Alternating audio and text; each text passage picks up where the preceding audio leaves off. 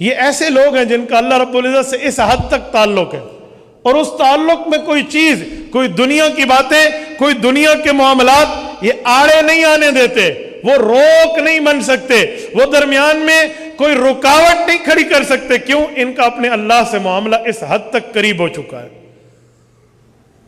یہ سورت نمبر 58 ہے، سورت مجادلہ، پارہ نمبر 28 کا پہلا صفحہ ہے۔ میں اس کے پہلے رکوع کا خلاصہ صرف آپ کی خدمت میں رکھتا ہوں۔ ایک خاتون آئی ہے، رسول اکرم صلی اللہ علیہ وسلم موجود ہیں، اور خاتون آ کے کہتی ہے کہ میرے ساتھ تو میرے خاوند نے زہار کر دیا ہے۔ اس زمانے میں طلاق کی ایک قسم ہوتی تھی، وہ کیا تھی کہ اپنی بیوی کو معلق کرنے کے لیے، پینڈنگ کرنے کے لیے آپ ایک جملہ کہہ سکتے ہیں کہ تو میرے لیے ایسی ہے، تیرا فلاں عضو میری ماں کی طرح، اس طرح کی باتیں کر دینا۔ اس نے ایسے کہہ دیا، اور وہ اس زمانے میں طلاق شمار ہوتی تھی۔ خاتون کے والد شہید ہو چکے ہیں، والدہ دنیا سے رخصت ہو چکی ہیں، اور بھائی ہے نہیں، وہ کچھ بچوں کی ماں ہے، اور یہ خاتون پریشان ہے کہ میرا خاوند ہی مجھے اس عمر میں چھوڑ دے، میں بتاؤں میں کہاں جاؤں گی، میں نے کہاں پہنچنا ہے، میں نے کس جگہ رکنا ہے۔ یار میرا والد میرے سر پہ نہیں ہے، وہ جنگ میں چلا گیا، میری والدہ میرے سہارے پہ نہیں، میں اس کے سہارے پہ نہیں ہوں، اور میرے لیے تو میرے بھائی بھی نہیں ہیں، اور بچے ہیں چھوٹے ہیں، میں کہاں جاؤں گی، میرا فیوچر پلان کیا ہوگا، میرا مستقبل کیا ہوگا۔ یہ اللہ کے رسول کے پاس آئی کہ یا رسول اللہ، میرے خاوند نے اس طرح کی بات مجھے کی ہے، میرے لیے کوئی گنجائش ڈھونڈ دیں، کوئی حل ڈھونڈ دیں، کوئی مشکل سے بچانے کا ذریعہ فرما دیں۔ رسول اللہ صلی اللہ علیہ وسلم پر ابھی اس بارے میں وحی نہیں اتری تھی، تو وہ پرانی ترتیب پر ہی فیصلے ہو رہے تھے نا، تو کہا ہم تو اسے طلاق شمار کرتے ہیں، اللہ نے اس بارے میں کچھ نہیں اتارا۔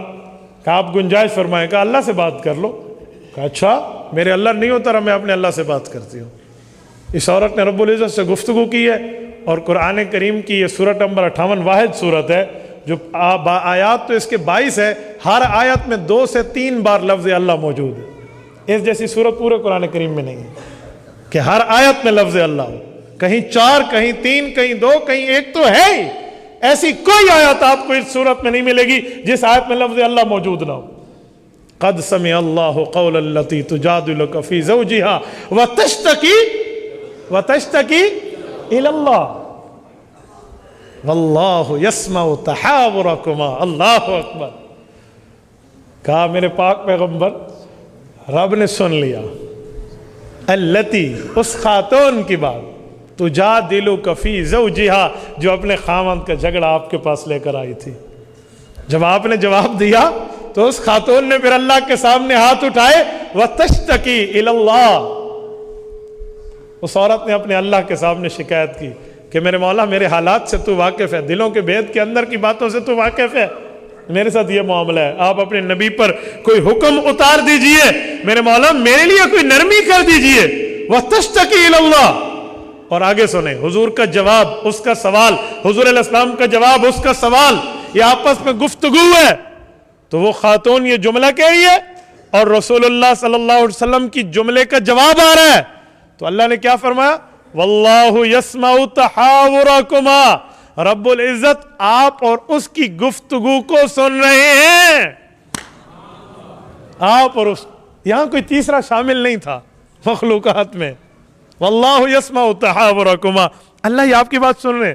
ان اللہ سمیع بصیر، میرا رب سننے والا بھی ہے اور دیکھنے والا بھی ہے۔ پوری دنیا کے میدانوں میں تمام دنیا کے لوگ اپنی اپنی زبانوں میں ٹھہر کے اپنی اپنی بولیاں بول کے اللہ سے مانگیں تو اللہ ہر کی بات سنتے بھی ہیں، سمجھتے بھی ہیں، عطا بھی کرتے ہیں۔ اور بصیر، رب کا دیکھنا، اللہ اکبر۔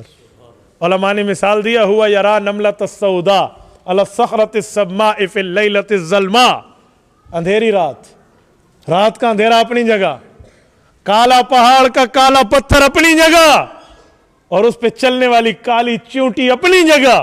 یہ ان اندھیروں میں بھی رب العزت اس کے چلنے کو اور اس کی حرکت کو جانتے ہیں۔ ان اللہ سمیع بصیر، رب سننے والا بھی، اللہ دیکھنے والا بھی۔ اللہ پاک الذین یظاہرون منکم من نساء، پورا رکوع اتار دیا اور اس عورت کا مسئلہ حل کر دیا کہ آج کے بعد زہار بنے گا، طلاق نہیں بنے گی، اس کی یہ ترتیب ہے، اس طرح آپ جو ہے نا اس کا کفارہ کر لیں، اور اس کی 3 ترتیبیں بتا کر اس عورت کو اس کے نکاح میں برقرار رکھا ہے۔ یہ ایمان بن چکا تھا، یہ اپنے اللہ سے معاملات طے ہو چکے تھے، یہ اتباع پیغمبر ہے، یہ صحبت نبوی کا اثر ہے۔ تبارك الذي نزل الفرقان على عبده ليكون للعالمين نذيرا